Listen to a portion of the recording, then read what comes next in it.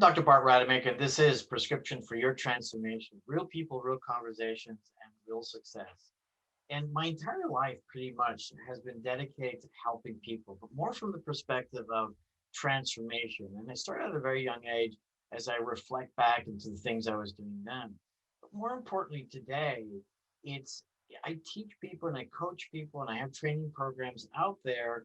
And it always starts off, we have to understand first what it is that we need to change before we can change anything. And it really begins with the root cause. And I'm so delighted to be talking to Kameka Smith, the Click That Kid generation. We've been talking about RTT, we've been talking about peak performance, and she just shared with me something that really resonates 1,000% with the way that I look at life. Is that there is a root cause to everything, and we have to address that root cause. But here's the thing: oftentimes we are just oblivious of what the signal is. What is it, that what's the question that we repeat to ourselves over and over again that really is the signal of what the root cause is. And just the light bulb just went off 2 seconds ago. Oh, I forgot to turn this off. Um, you know, what's that root cause that we need to take care of? So, Kameka, thank you so much. I apologize for this root cause of an interruption. I forgot to turn my cell phone off. But That's tell us, perfectly fine. what are those signals? So that was actually very appropriate. What are the signals? Let me, all right, we're going to do this one more time. So there we go. Hold on 1 second. So go ahead. Let me share with us the root cause, and then I'll take care of this phone. No problem. So, absolutely. And so, with rapid transformational therapy, I was trained by Marissa Peer, who is the ultimate, the best therapist in the UK. She actually is a therapist for celebrities, for lots of people. She actually is training doctors and other medical professions on what it is that she does. And one of the key things that she would say is that there's three things that are wrong with people at a foundation. And these are the foundation of all our issues. And we all have it at some point in time. The first one is, I'm not enough. I'm not good enough. I'm not smart enough. I don't know enough. And that's the foundation of where you have stuff like imposter syndrome, procrastination, perfectionism, addiction. So the hoarding, the shopping, the alcohol, the drugs, like all of this is a foundation of not feeling enough because you don't feel good enough inside. So you feel like you need stuff. Now, the second one is I'm different. And a lot of times, there are a couple of things that lead to depression, but that's one of the big things that I am different. I'm different and I can't connect with people. I'm different and what you're saying to me won't work for me because I'm different. And feeling like, and then that leads to the other one, what I want is not available to me. I want money and success, but it's not available to me because I grew up poor. I want success, but it's not available to me because I have to look a certain way. I have to talk a certain way. I have to speak perfectly. So it's not available to me. And so at the core of what I do and understanding and giving people relief and getting them unstuck is really when they come to me with a presenting problem, it's really investigating, it's really being a detective and understanding what's the underlying root cause of those three things or combination of it that's driving them, that is creating this problem. One of the things that I learned over the years is that, the quality of life is the quality of questions that we ask ourselves. And the times that we find this disruption, internal disruption or dissonance, as I like to call it, where we're just not feeling good about ourselves and we really don't know why, it really is the result of asking a question that doesn't serve us. And my favorite one is, why can't I lose weight? And guess what? The unconscious brain is going to give you answers why you can't. And so you're stuck not being able to lose weight. But fundamentally, as far as, how we exist as human beings, our identity, our energy, our drive is related to how we think about ourselves. And if I'm not loved or I'm not good enough, or I'm not going to get whatever it is that I want, I mean, that really stops us. So I love that you are doing this with your clients, and I'm sure most of the time they don't even know what they're telling themselves, right? A lot of times they don't. And so I could use an example where this guy came to me about procrastination. I'm procrastinating, he's an options trader and he knows he's good at his job, but it's like there's something that's holding him back. He wants to be successful, but he just couldn't step into his power and be motivated to do what he needs to do. And so the powerful thing is the questions I ask is also done in hypnosis, right? It's asking your subconscious mind, not what you consciously think, because that could be completely different. And of course, like you said, it's uncovering what you don't even realize that's been driving you. And so asking him or taking him back to the scene that was driving this procrastination was a combination of things. The first one, he was abused at 9 years old. Mm. And so being able to, and he didn't speak up. And the reason he didn't speak up was for fear of the person getting in trouble. And so he wanted to protect them. So he dealt with that. The other one for him was that he was being compared to his cousin.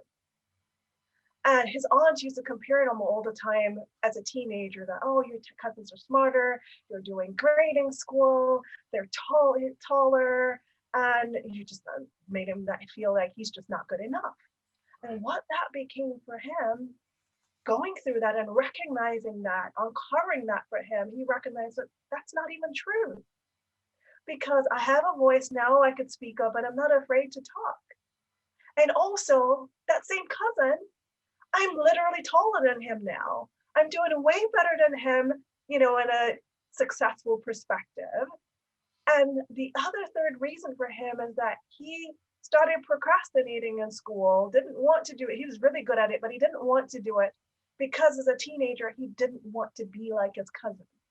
Right. Now, in his adult life, that was what was still driving him. It's amazing work that you do, because just think about this, and there's what we call the 10x. There's 10x more inside of us Yeah. that we can do more of. Some people even say there's a 20x. So imagine your life is 10x of what you're doing now. And another interesting, thought that or insight or maxima that I discover, or truism, was that when we think we're at our max, we're only 40% at it. And so it's all these things that you say that prevent us from moving forward. But unless you have a qualified person like yourself who knows how to ask the right questions, in this day and age, and everybody wants to give you advice, right? But they're doing it from their model of the world, right? That concept in NLP, right? They're doing it from their model of the world. And what you get to do, which is so brilliant, then, is that you work from the model of the world of the client, and in their worldview, able to process what the unconscious mind finally is allowing it to deliver to the conscious mind, so that they can make the shift. But guess what? You can't do it on your own. You need a guide like you, who Yeah. brilliantly navigates that process to help them get where they want to go. Absolutely. And for me, I love jigsaw puzzles. And I look at each client as a puzzle, a package of a puzzle, just open the box and I need to put the picture together. And so when you come to me, what you could come to me with a presenting problem of, I have a weight problem. I want to lose weight. And the first thing I will tell you is that the picture you create in your mind and your words that you say determines how you feel. So of course your mind doesn't want to lose anything. So you're trying to lose weight, you're going to get it back because your mind tries to get back. So it's weight reduction. But even with that, what purpose does that weight serve for you?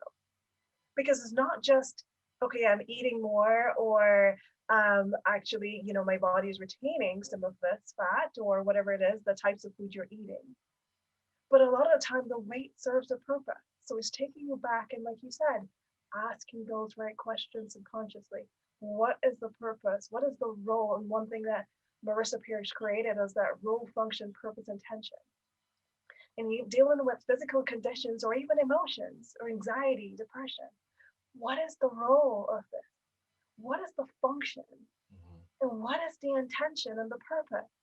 And understanding that a lot of time it's to protect me, to keep me safe, to punish me, and being able to understand that and being able to release that and recognize I don't need this anymore. I don't need this weight to protect me. I want to be my authentic self and to be free and to be comfortable and to be mobile and flexible and live the life that I want. Mhm. And being able to release that and recognize that I don't need that anymore starts the journey. So you can exercise a lot of times as much as you want, but sometimes when there is an emotional connection and the weight serves a purpose, it's not going to go anywhere until you release that energy that is tied to it. You know what I think is also relevant is for people to understand, and this is our training in NLP, is that all behavior is motivated by positive intent. And that positive intent is actually based on the beliefs and the values that you learned and accepted as right for you. But what if those beliefs and values are not what best for you? And that's when we do the wrong things. That's when we procrastinate or whatever. And so when you get to uncover that, with your help, then you can create a new model of the world that is really in alignment with your deepest energy, your soul, so that you can become authentic. And so I think that's the amazing work that you in particular and I get to do sometimes as well. I mean, I have, clients all over the world. I don't use specific, strategies like you do. And maybe it's time I started incorporating that in my process as well. But then I have to go back to school, and I don't know if I have time to plan for all of that now. I'm going to leave it up to you. You do an amazing job at what you do. Well, one of my things, Kamika, by the way, is I've been very fortunate, and like you, speak many languages. Not as many as you do. I mean, you got three more than I do. I got four. She's got seven, I think, right? Yeah, something like that. Yeah. Yeah. So, but I chose the path where, I'm essentially at the top of the medical field. I've done great in with the top, companies in coaching, and then also metaphysical, energy healing as well. But I chose not to be the ultimate expert in all of that because for me it was more important to be able to navigate all those different dimensions so I can meet people like you and then have you be that expert and say, look, these are the things that we can do and this is how it can transform your lives. So give us another example, if you like, of where someone was stuck and how you actually helped them out. Absolutely. So there was a lady that she called me up and she was wondering, she said her mom is in her 80s. This was during COVID, late last year. And she was wondering, she's like, I'm feeling a bit weird. Like I can't get to go see her at the home where she is because she's in another state. But there's like something, I don't know what's going on with me. My fiance at the time just seemed to be something and I can't figure out what it is. And so after talking to her for a little bit, for 15 minutes, I recognize there's a foundational thing there of not feeling enough. And in a session, what I took her to, once again for her, that was tied to trauma, but she was sitting there on the floor the day after she has been sexually abused, with her hands around her leg, praying, because she's a Christian, so she was praying to God to allow her to forgive her for what just happened because she knew it was wrong and she's blaming herself and she will do whatever it takes. That also led to another scene to where she saw she was a baby walking around. She knew there was people nearby, but she was by herself, just walking around the stool, trying to figure out her way of how to get on the stool and feel like she had to do it herself. And there are a couple of things come up, but what was significant for that is she had a lack of boundaries. She didn't take care of herself because she felt like she had to serve others. And, her grandmother as well had told her, well, you're a smart girl at 10, you have gifts and you need to use your gifts to help everyone else. And with that, for her, it became where there was that feeling of not feeling good enough and not being able to allow people who may be willing to help her to do that. So she was always giving, but nobody was pouring into her, not even for herself, and recognizing that she had to love herself and embrace herself. And then she was carrying the guilt subconsciously that the sexual abuse and trauma was her fault. Consciously, she didn't know that. Consciously, she knew it wasn't my fault. This was what happened to me. But her subconscious mind was driving her based on that guilt and that commitment and that deal that she made, that this was my fault and this is why I have to neglect myself and serve everybody else instead of being able to love and own herself. Wow. And it's because of the work that you get to do that, you shine the light on our blind side. You shine the light of what we don't see. And once we can see it for ourselves, rather than someone telling us, we see it for ourselves. As you help them see it and hear and feel it for themselves, that's when the transformation can happen. And if they don't know how to transform, then I love the fact what you shared earlier is you give them ideas. You give them perspectives or insights or references, that can help them get there. Brilliant work, Kameka Smith. Thank you so much. I'd like to give you the last word for today. Absolutely. So one of the key things, and this I'm going to quote from Marissa Peer because she's phenomenal. She's created rapid transformational therapy, and is understanding is phenomenal power. But understanding and hypnosis with what we do, being able to tap into your subconscious mind and really understand what is driving you is the most healing phenomenal power, because that's how you get to unlock all of this emotional, physical pain that you're dealing with that are a lot of times trapped there in the energy of the things, not just from a child, or things from an adult as well, that you get to unlock. So it's unlocking those energies that are holding us back. Yeah. Wonderful way to look at things, Kameka. Thank you so much. And I'm Dr. Bart Rademaker. This is Prescription for Your Transformation. Real people, real conversations, real success. Tapping into that authentic genius that lies within us, but also tapping into the brain intelligence, the body intelligence, as well as the energy intelligence, with the intelligence of people like Kameka Smith that can guide us through that journey so that we can be the best version of ourselves. Kameka, thank you so much. And I'll be back. Thank you. Thanks for joining us on another episode of Dr. Rademaker's Prescription for Your Transformation. Continue the path towards discovering your own authentic genius by tuning in next time for more real conversations with real people.